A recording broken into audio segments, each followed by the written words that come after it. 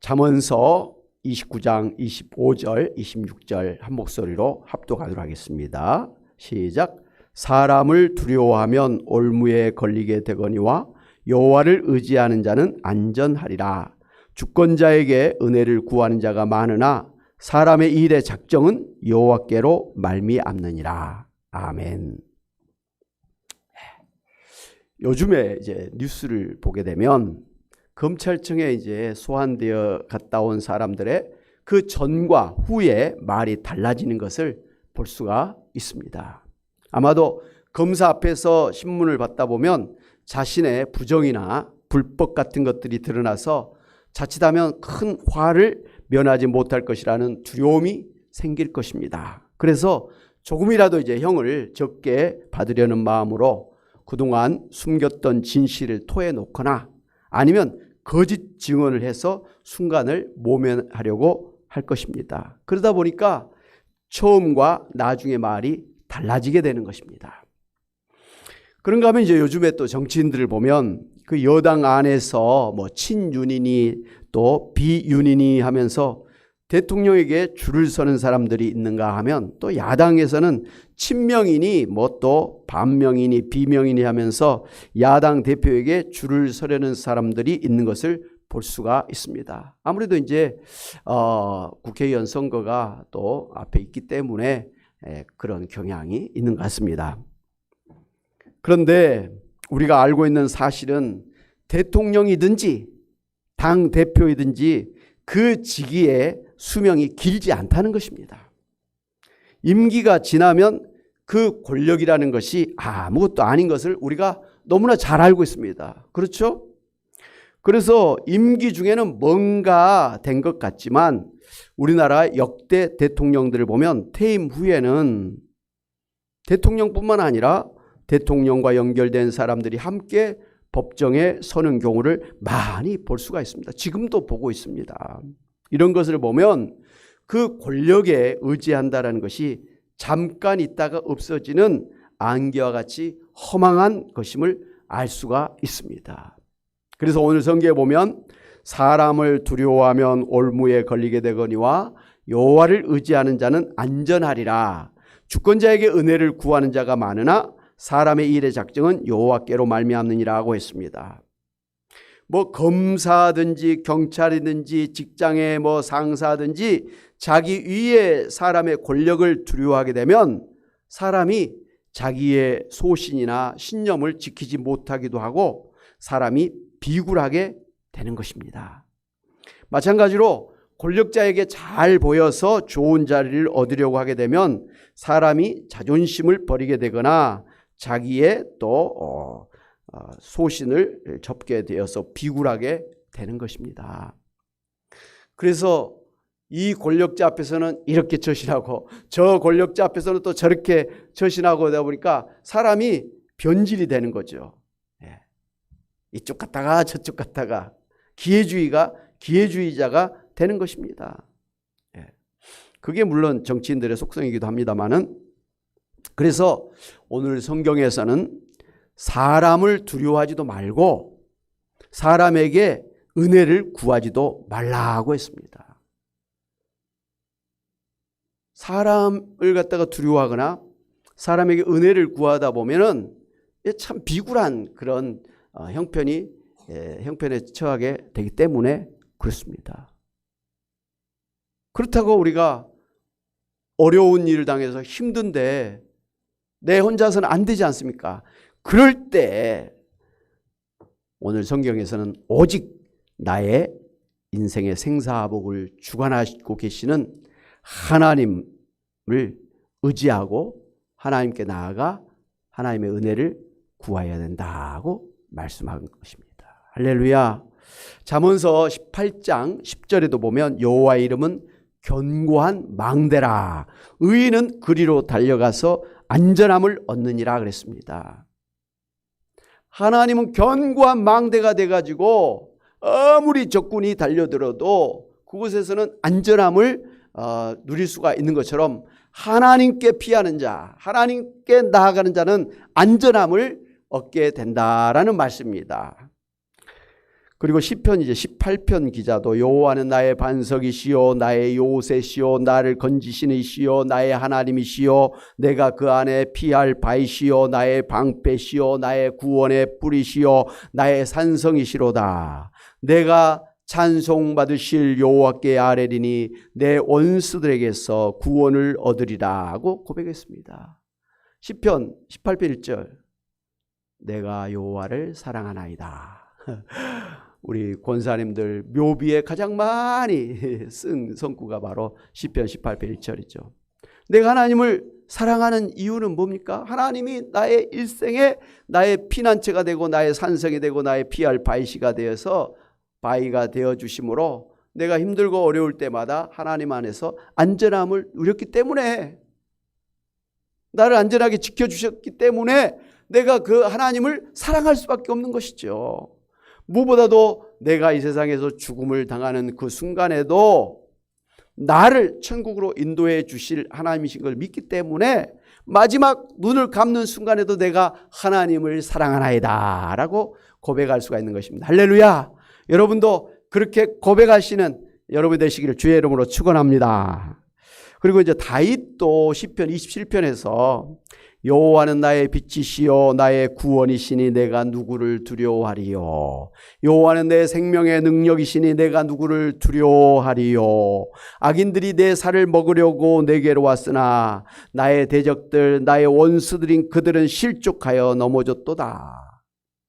군대가 나를 대적하여 진칠지라도 내 마음이 두렵지 아니하며 전쟁이 일어나 나를 치려할지라도 나는 여전히 태연하리로다 하고 고백을 했습니다.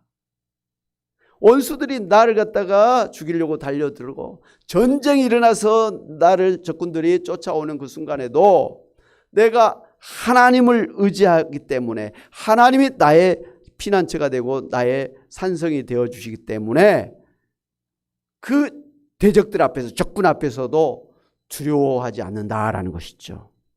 죽이려면 죽여라. 이런 그 담대한 마음을 갖는 것 아니겠습니까? 우리가 일제시대 6.25 전쟁을 통해서 참 우리 신앙의 선진들의 그 신앙을 우리가 참 많이 배웠지 않습니까? 그 신앙의 최고는 뭐 일제 순사가 고문을 하더라도 뭐 공산당원들이 총뿌리를 갖다가 댄다 할지라도 나는 예수님을 믿기 때문에 나는 예수님을 배신할 수가 없다. 죽이려면 죽여라. 이렇게 해서 순교했던 그분들의 신앙 아닙니까?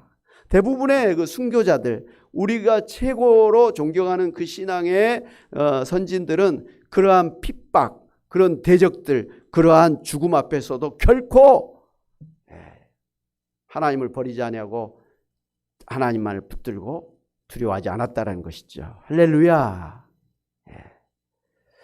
사도 바울도 갈라디아서 1장 10절에서 이제 내가 사람들에게 좋게 하랴 하나님께 좋게 하랴 사람들에게 기쁨을 구하랴 내가 지금까지 사람들의 기쁨을 구하였다면 그리스도의 종이 아니니라고 하면서 철저하게 하나님만을 두려워하면서 하나님 앞에 살기를 힘썼던 사람이었습니다.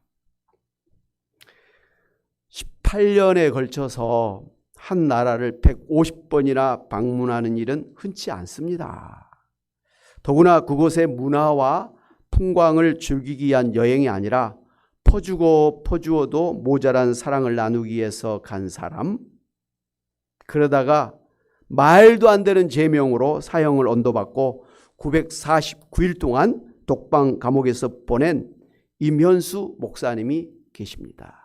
한국 사람이지만 미국 국적을 갖고 계신 선교사님이죠. 많이 들어보셨을 거예요. 이 목사님은 북한에 선교하러 그렇게 150번이나 방문을 했습니다마는 참 억울한 죄명으로 붙잡혀서 사형 언도를 받고 949일 동안 독방 감옥에서 힘든 시간을 보냈습니다. 그러다가 기적적으로 석방되어서 미국 집으로 돌아가게 되었고 지금은 참 교회를 돌아다니면서 그곳에서 만난 하나님, 그곳에서 입었던 하나님의 은혜를 간증하면서 그렇게 많은 사람들에게 감동을 주고 계십니다. 그 임 목사님은 생명 없는 그 땅에 하나님의 생명을 전하다 사망의 음침한 골짜기까지 들어가게 되었지만 주께서 나와 함께 하심으로 견딜 수가 있었고 낙심과 핍박 가운데서도 내가 누구를 두려워하리요 선포하면서 그의 믿음을 날성검처럼 벼릴 수가 있었노라고 말했습니다. 억울하게 붙잡혀서 사형 선고를 받고 949일 동안이나 3년 그렇게 감옥 생활을 하면서도 그 핍박하고 위협하는 그 공산당들 앞에서 결코 그들을 두려워하지 않았다는 것이죠. 죽이려면 죽여라. 하나님이 나와 함께 하신다. 내가 오늘 죽으면 나는 천국에 간다. 그런 신앙으로 그 모진 고문과 그 모진 핍박을 견디어내고 마침내 석방되어서 많은 그리스도인들에게 참으로 이 신앙의 진면목을 그렇게 보여주고 있는 것입니다. 이렇게 하나님을 의지하는 사람들은 하나님의 사람들은 내가 사람을 두려워하리요 하나님을 두려워하리요 나는 하나님만을 두려워하리라고 하면서 사람에 대한 두려움을 떨쳐버릴 수가 있었습니다. 그러면 하나님께서는 그런 사람을 좋아하시고요. 그런 사람에게 또 은혜를 베풀어 주시고 지켜주십니다. 왜냐하면 하나님만이 우리가 의지할 수 있는 진정한 실세이기 때문에 그렇습니다. 썩은 동아줄을 잡고 올라가는 사람은 중간에 떨어져 죽습니다마는 그러나 진정한 이 동아줄인 하나님을 붙잡는 자는 끝까지 그 위기를 모면해서 극복하고 하나님 앞으로 나아갈 수가 있는 것입니다. 다른 사람은 잠깐 있다가 없어지는 안개와 같고 허무한 것에 불과합니다. 우리가 보기에 권력 있고 힘이 센 것 같지만 그 사람의 인생을 가만히 보면 그 사람도 또 힘들고 어렵고 허무하고 연약한 참 무능력한 그런 인생인 것을 우리가 알아야 됩니다. 같은 처지예요. 정도만 좀 다르지. 그런 사람을 갖다가 겉만 보고 의지했다가는 큰 코 다친다는 것이죠. 그러니까 아예 그런 사람을 의지하려고 하는 생각을 버려버리라는 것이죠. 우리가 그렇잖아요. 좀 어려운 일 당하면 막 이 사람 쫓아다니고 저 사람 쫓아다니고 막 그러다 보면 참 이게 해결도 안 되고 더 오히려 참 신세만 이상하게 되는 그런 경우가 있습니다. 그렇게 해서 또 되지도 않아요.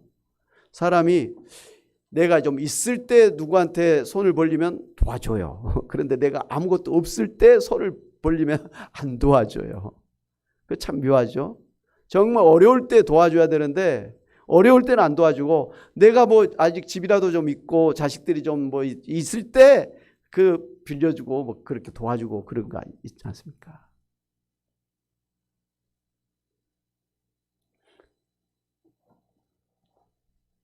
그러므로 지금 어려운 일을 당했을 때 이 사람 저 사람 찾아가 의지하기보다는 나의 모든 형편을 아시고 나를 긍휼히 여겨주시고 진정으로 도와줄 수 있는 능력이 많으신 하나님을 의지하시기 바랍니다. 하나님의 은혜를 구하시기 바랍니다. 그러면 되는 것입니다. 그러면 살게 되는 것입니다. 할렐루야. 사랑하는 여러분, 2022년을 마무리하면서 그동안 혹여라도 사람을 두려워하면서 사람 눈치 보면서 사셨다고 한다면 이제부터는 사람을 두려워하지 말고 혹여 잘났든지 또 내가 못났든지 내가 바르게 살았든지 혹은 잘못 살았든지 간에 오직 나의 모든 것을 아시고 나를 주관하시는 하나님만을 두려워하면서 하나님 앞에 나아가서 하나님의 은혜를 구하면서 사시기를 주님의 이름으로 축원합니다. 아멘. 하나님 아버지, 참으로 2022년 여러 가지로 힘들고 어려운 때를 우리가 지나왔습니다. 몸이 아파서 힘든 때도 있었고 또 경제적인 형편이 어려워서 참 곰핍한 그런 때를 지나오기도 했습니다. 또 사람들 사이에서 오해를 받기도 하고 미움을 받기도 하고 참으로 어려운 그러한 시간들을 보내기도 했습니다. 하나님 아버지, 참으로 그런 때라도 우리가 진정으로 의지하고 정말 우리가 의지해야 될 분은 하나님밖에 없음을 고백합니다. 하나님을 찾아야 되는데도 불구하고 하나님을 찾기보다는 사람을 찾아다니는 그러한 일이 있었다면 하나님 용서하여 주시옵소서. 오히려 우리로 하여금 어려운 일을 당하게 하신 것은 하나님만을 의지하라고 하는 하나님의 사인인 줄 알고 우리가 어려울 때일수록 하나님을 찾고 하나님 앞에 나가야 될 줄로 믿습니다. 하나님, 아직도 해결되지 못한 문제들 가운데 있다면 하나님 앞에 나아가서 하나님의 은혜를 구하는 저희들 되게 하여 주시옵소서. 그러면 하나님은 기다렸다는 듯이 하나님께서 해결해 주시고 하나님께서 은혜 베풀어 주실 줄로 믿습니다. 잘 되게 하실 줄로 믿습니다. 고쳐 주실 줄로 믿습니다. 형통케 하여 주실 줄로 믿습니다. 그래서 하나님 앞에 영광 돌리고 간증하게 하여 주실 줄로 믿습니다. 하나님, 2023년도 우리가 어떤 날들이 우리 앞에 펼쳐질지 아무도 알지 못하지만 무슨 일을 당하든지 우리는 하나님만 의지하고 하나님의 은혜를 구하면서 나아가야 될 줄로 믿습니다. 그러면 하나님의 영광이 나타나는 저희들 되게 하실 줄로 믿습니다. 하나님 아버지, 그런 믿음으로 저희들 붙들어 주시옵소서. 혹여 우리의 생명이 위협을 당하는 순간에 아버지, 우리가 정말 임종을 아버지 당하는 그 순간에도 예수님만 의지하면서 결코 두려워하거나 낙심하거나 아버지 의심하지 아니하고 찬송하면서 하나님 앞에 감사하면서 나아가는 저희들 다 되게 하여 주시옵소서. 특별히 또 항암 치료 중에 있는 우리 유재덕 집사님 혹여라도 실망하거나 낙심하지 않게 도와주시고 끝까지 예수님 믿음으로 승리하게 하여 주시고 하나님의 놀라운 치유의 은혜를 입게 하여 주옵소서. 하나님, 우리 권사님들, 우리 집사님들, 하나님들 하나님의 은혜를 구하면서 하나님의 치료하심을 구하면서 기도하게 하시니 감사합니다. 하나님만이 나의 치료자이신 것을 알기 때문에 하나님 앞에 믿음으로 기도합니다. 하나님, 그 믿음의 기도 잘 하시고 주님이 다 보시고 주님이 반드시 들으시고 응답해 주실 줄로 믿고 이 시간도 치료하여 주시옵소서. 병원에 계신 이문일 아버님, 하나님께서 이제 아버지요 평안하게 또 태어나게 하시고 남은 생에 하나님 은혜 가운데 이제 잘 보내실 수 있도록 하나님 인도하여 주시기를 원합니다. 가정의 이러한 일들로 인해서 시험에 들거나 하나님 참으로 약해지지 아니하고 더욱더 하나님 앞에 기도하는 저희들 다 되게 하여 주시옵소서. 하나님, 이제 2023년에는 우리가 본격적으로 우리가 노인 전문 목지 목회를 감당해야 되는데 하나님 정말 우리 권사님들이 먼저는 행복한 교회 생활하게 도와주시고 또 주변에 많은 어르신들이 교회를 통해서 예수님을 만나서 구원받을 뿐만 아니라 참 교회를 통해서 은혜 받고 병이 치료받고 행복함을 누릴 수 있는 그러한 교회가 되도록 하나님 붙들어 사용하여 주시옵소서. 은사대로 사용하여 주시고 하나님 사명대로 사역할 수 있도록 인도하시고 축복하여 주시옵소서. 감사하고 예수의 이름으로 기도하옵나이다. 아멘. 이제는 예수 그리스도 은혜와 하나님 아버지의 크신 사랑하심과 성령님의 감동 감화 교통하심이 아무리 힘들고 어려워도 사람을 의지하거나 사람을 두려워하는 대신에 하나님만 의지하고 하나님만을 두려워하면서 하나님 앞에서 살기를 소원하고 다짐하고 나가는 주의 사랑하는 백성들과 가정과 일터와 교회와 이 나라 민족 위에 우리 선교사님들 위에 이제부터 영원히 함께 있을지어다. 아멘.